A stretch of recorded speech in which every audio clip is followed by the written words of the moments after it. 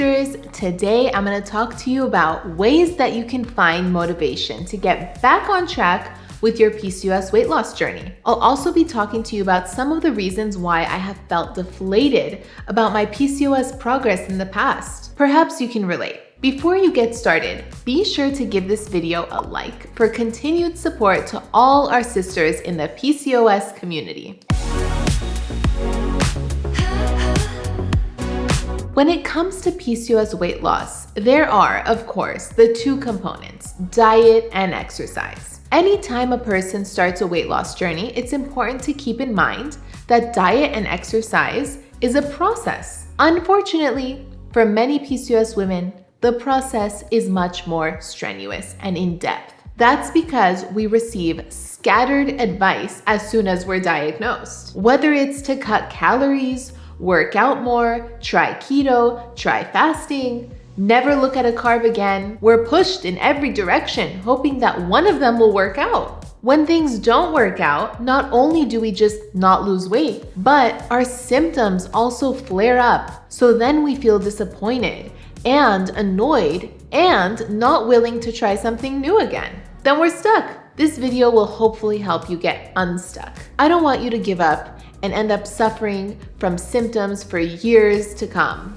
Comment below if you've tried everything in the past and just feel stuck in the same place. All right, even though it's very frustrating, PCOS weight loss does take time to figure out, and quitting does not speed up the process. We're often fed so many false ideas like that we'll lose X amount of weight in 30 days or we'll get a six-pack in 2 weeks, that the moment we feel the process isn't fast enough or won't work, we use it as a reason to stop moving forward with our goals. Let's start off by talking about why we feel like quitting in the first place. Whenever you move toward a weight loss goal, there will always be moments of discomfort. It's going to be challenging. Some of those moments come from our thoughts. You'll say to yourself, I don't know if this is actually going to be successful. Whatever it is, if you're feeling like that long enough, eventually you'll lean toward the option of quitting. For that second, you'll feel relief from the discomfort of moving towards our goals, and maybe you'll actually quit.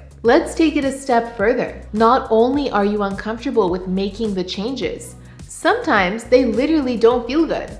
Some diets and exercises make our PCOS symptoms flare up. Take, for example, a woman with PCOS who has stress hormone dysregulation. Going on a restrictive diet like cutting out carbs can make symptoms even worse. So one mindset shift that I've had to make in the past is to realize that if something doesn't feel good for my symptoms, whether or not I'm losing weight, it's not worth doing if I feel anxious and miserable. It's not sustainable. There has to be another way. This shift in mindset, the PCOS weight loss journey, has become much more sustainable, and you're less likely to quit because you're in tune with your body and what works and what doesn't work. You're giving yourself grace, and you're saying no to something that makes you feel bad. You're not forcing yourself into doing something and then quitting because you're miserable and trying the next diet that you think of. The next mindset shift is about perfectionism. When we're diagnosed with PCOS, we're often told that weight loss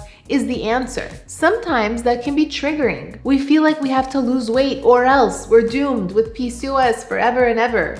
Or you won't be able to get pregnant unless you lose weight. So then the next diet that you try feels like a life or death situation, and you don't want to make a single mistake, and everything has to be perfect. You think that every calorie has to be counted and every day has to be spent exercising to your max, and it's very, very stressful. But the truth is that's not going to help you lose weight, because the real reason why we're struggling with weight gain in the first place is because of our metabolic dysfunction that underlies PCOS. If the hormones that control our metabolism are out of control, then cutting calories and over-exercising and being super restrictive, it's not only going to exacerbate them, but it's also going to make your symptoms worse. Unfortunately, with the perfectionist mindset, we are blind to the reality of our metabolism sometimes. And we just go off of what our doctor or what Google says,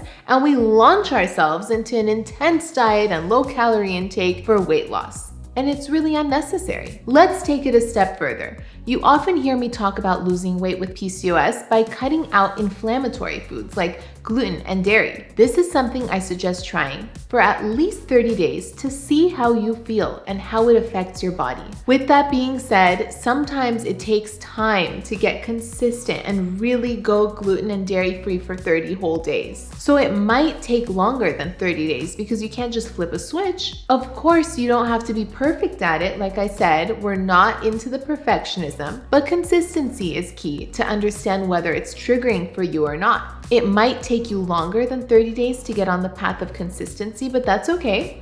Give yourself grace while you're testing this out. If you decide to stick to it because you find that your symptoms are getting better and you're losing weight, it's important to realize that you're not going to be perfect at it right off the bat. It took me an entire year to get used to the gluten and dairy-free lifestyle. I talk about it in the video I made about how I lost 30 pounds with PCOS. I had my ups and downs. There were lessons learned. I would eat out sometimes and not know if something had gluten or dairy in it. Or one time I wasn't prepared before going to a kid's birthday party where all they had was pizza.